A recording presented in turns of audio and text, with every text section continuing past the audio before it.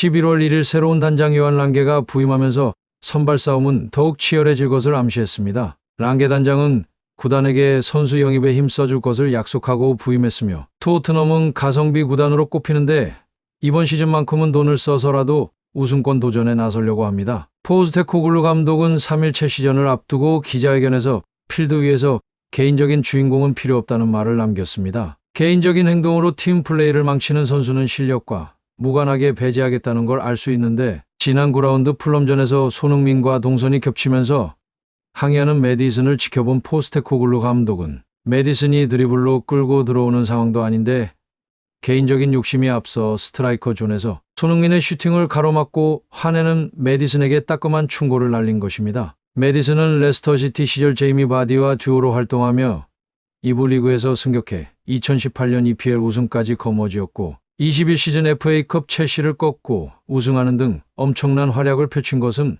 부정할 수 없지만 자만이 레스터를 강등하게 만들었으며 개인적인 욕심으로 무너지는 팀이 되었습니다. 첼시를 이겨봤다는 자신감에 오히려 프리미어리그 11라운드 첼시와의 경기에서 많은 방해 요소로 작용할 수도 있습니다. 첼시와의 역대 전적에서 토트넘은 174경기 54승 43무 77패를 이어오고 있으며 토트넘 홈에선 22승 20무 43패를 기록하고 있습니다. 또한 포체티노 감독은 누구보다 손흥민을 잘 알고 있으며 또한 토트넘을 잘 알고 있습니다. 첼시는 최고의 선수들을 영입하고도 오합지졸의 플레이를 보이면서 자멸하는 경기를 펼쳤지만 데이터상 첼시가 항상 토트넘에게 강했다는 걸 자각해야 합니다. 거기에서 손흥민을 집중 수비하면서 빠른 발을 가진 첼시 선수들이 압박 전술을 펼칠 것이기에 이선의 미드필더들의 몫이 무겁습니다. 여기서 매디슨이 저번처럼 욕심부리고 손흥민에게 공간을 만들어주지 않는다면 토트넘의 무패 기록이 깨질 수 있기 때문에 포스테코글루 감독은 예민함을 보이는 것으로 판단됩니다. 2015년 토트넘 유니폼을 입은 손흥민은 첼시전에 강한 모습을 보이지 못했습니다. EPL 무대에서 통산 14번 만나 2골에 그친 손흥민은 2016년 5월 첼시를 상대로 첫 골을 넣었고 2018년 11월 두 번째 득점에 성공했으며 이후로는 5년째 첼시전 무득점이란 점에서 우려가 되며 마침 첼시의 사령탑은 토트넘 시절 손흥민을 영입한 은사 마우리시오 포체티노 감독으로 누구보다 손흥민을 잘 알아 집중 견제가 예상되는 점입니다. 케인이 떠나면서 토트넘에는 다시 그에 맞는 프랜차이즈 스타가 탄생해야 하는 입장이었기에 포스테코글루 감독이 직접 나서 매디슨을 영입하게 되었는데 매디슨이 이부 레스터시티에서 토트넘을 선택함과 동시에 부주장직을 맡았으며 이적료 또한 600억이 넘는 돈을 받았다는 건 그럴 만한 이유가 계속해서 주입되기 때문입니다. 포스테코글루 감독은 시야가 넓은 미드필더가 필요했기에 매디슨을 영입했지만 매디슨의 진짜 목표는 스타가 되는 것과 아버지의 직업을 알리는 것으로 추측되었습니다. 매디슨의 아버지는 다트 선수로 그렇게 매디슨이 세레머니에서 다트를 던지는 세레머니를 하는 걸 알 수 있습니다. 매디슨의 골 욕심이 점점 커질수록 팀의 성적은 망하고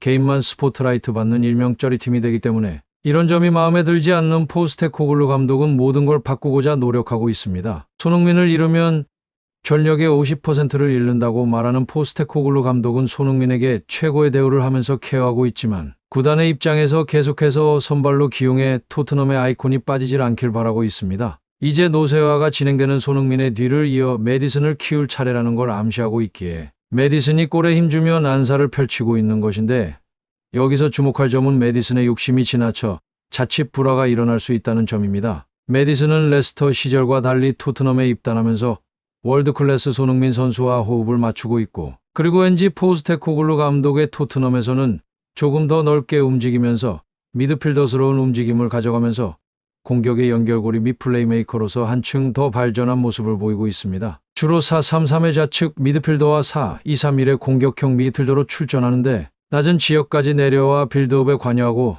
드리블을 통해 상대 수비를 벗겨내는데 제법 능숙한 모습을 보여주고 있으며 탈압박을 시도한 이후 이선에서 타이밍 좋게 킬패스를 찔러주는 등 플레이메이킹의 측면에서 상당한 발전을 이룬 것은 분명합니다. 레스터 시티에서는 플레이메이킹을 담당하는 유리 틸레망스가 있었고 수비를 전담하는 윌프레드 은디디가 있었기에 매디슨은 조금 더 찬스 메이킹과 득점 시도에 몰두하는 역할을 배정받은 전술적인 영향이 있었지만 그러나 그걸 감안해도 단점으로 지적받던 게 확연히 고쳐진 모습이라 본인의 축구력 자체가 올라간 점도 있어 보이고 있지만 다만 시즌이 시작한 지 얼마 되지 않았기에 이것이 일시적인 건지 아니면 훈련을 통해 진짜 실력이 일취월장한 건지는 지켜볼 일입니다. 하지만 확실한 것은 과거 단점으로 지적되었던 득점력에 비해 경기 관여력에 기복이 있다는 점이 토트넘에 온 이후로는 개선되었다는 것인데, 여기에는 손흥민이 상대의 집중 마크를 받으며 전방에서 볼 압박을 쓸어가고 비수마가 수비와 후방 보름반을 전담해주고 파페사르가 중원에서 에너지 레벨을 올려주면서 네디슨이 플레이메이킹 롤에만 좀 더 집중할 수 있는 점도 한몫한 것으로 보이며, 덕분에 상황에 따라 국대에 차출되거나 말거나 하던 카드였던 메디슨이 토트넘 이적 이후로는 확실한 차출 멤버로 대다수 매체에 거론될 정도로 토트넘 이적은 메디슨에게 성공적인 이적이 된 것은 분명합니다. 모든 게 포스테코글루 감독의 지휘와 손흥민과의 호흡에서 나타나는 지표인데, 칭찬은 고래도 춤추게 하지만 지금 메디슨의 기세가 좋다는 건 좋은 영향도 있지만 개인적인 욕심이 많은 방해 요소가 되고 있다는 점입니다. 지난 프리미어리그 10라운드에 드디어 벤탄쿠르가 복귀를 알렸습니다. 벤탄쿠르 돌아왔으니 선발 경기에서 경기 감각을 다시 살리고 데이터상 좋은 모습을 보인 벤탄쿠르를 기용할 것으로 보이는데, 십자인대 부상에도 불구하고 약 8개월 만에 빠른 회복세를 보인 벤탄쿠르가 돌아오면서 토트넘은 선수를 새로 한 명 영입한 기분이라고 말했습니다. 벤탄쿠르가 있는 18경기에서 토트넘은 11승 1무 6패를 기록했는데, 없었을 때는